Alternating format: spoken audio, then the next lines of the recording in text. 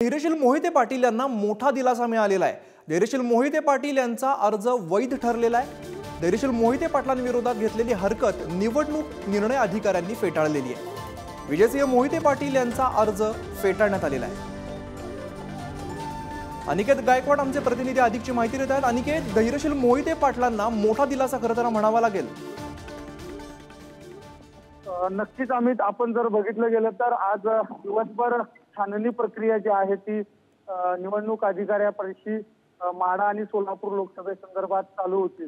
आणि या दरम्यान माढा लोकसभा मतदारसंघातून जे राष्ट्रवादी शरद पवार गटाचे उमेदवार आहेत धैर्यशील मोहिते पाटील त्यांच्या विरोधात मोरे नावाच्या अपक्ष उमेदवाराने जे आहे ते हरकत घेतली होती।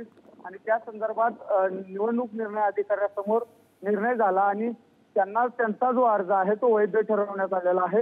खरं तर हा धैर्यशील मोहिते पाटलांना मोठा दिलासा म्हणावा लागेल। खरं तर दिवसभर ही प्रक्रिया जी आहे ती निवडणूक निर्णय अधिकाऱ्यांच्या समोर चालू होती। मात्र निवडणूक निर्णय अधिकाऱ्यांनी जे आहे ते मोहिते पाटील यांना दिलासा दिलेला आहे।